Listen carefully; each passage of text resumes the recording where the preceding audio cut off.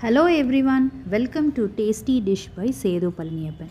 கார்த்திகை தீபத்துக்கு ரொம்ப simple and ஈஸியாக அரிசி மாவு வச்சு அப்பம் எப்படி செய்யலான்றதை பார்க்கலாங்க.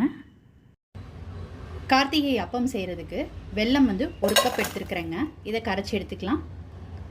தண்ணி 1/4 கப் சேர்த்துக்கிறேங்க. வெல்லம் கரைஞ்சதுக்கப்புறம் இதை வடிகட்டி எடுத்து வச்சுக்கலாங்க. 1 கப் அரிசிக்கு 1 கப் வெல்லம் சேர்த்துக்கிட்டு இருக்கேங்க. வெல்லம் கரைஞ்சிச்சுங்க. பாகுபதம்லாம் பார்க்க வேண்டாம். இப்போ அடுப்புலேருந்து இறக்கி இதை ஆற வச்சுக்கலாங்க. ஒரு மிக்சி ஜாரில் 1 கப் அரிசி மாவு சேர்த்துக்கிறேன்.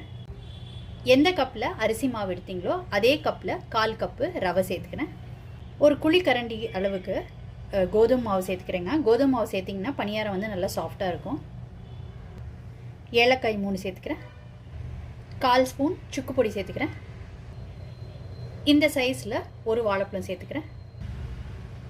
வாழைப்பழம் நல்லா கனிஞ்ச வாழைப்பழமாக இருக்கட்டும். வெல்லம் கரைச்சதை வடிகட்டிட்டு சேர்த்துக்கோங்க. வெல்லம் கரைசல் எல்லாத்தையும் சேர்த்துக்கிட்ட பிறகு இதை கிரைண்ட் பண்ணி எடுத்துக்கலாங்க. இந்த மாதிரி அரைச்சி எடுத்துக்கிட்டாச்சுங்க. இப்போ 1/4 கப்பு தண்ணி சேர்த்துக்கிறேன்.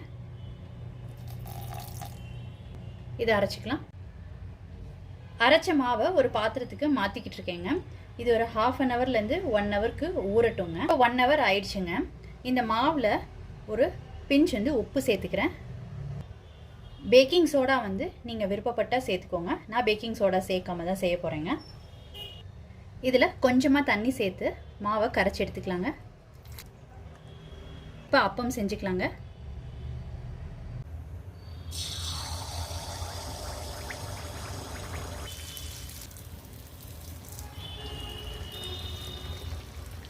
அப்பம் ரொம்ப சூப்பராக வந்திருக்குங்க. இப்போ எடுத்துடலாம். இந்த மாதிரி எல்லாத்தையும் ஊற்றி எடுத்துக்கலாங்க.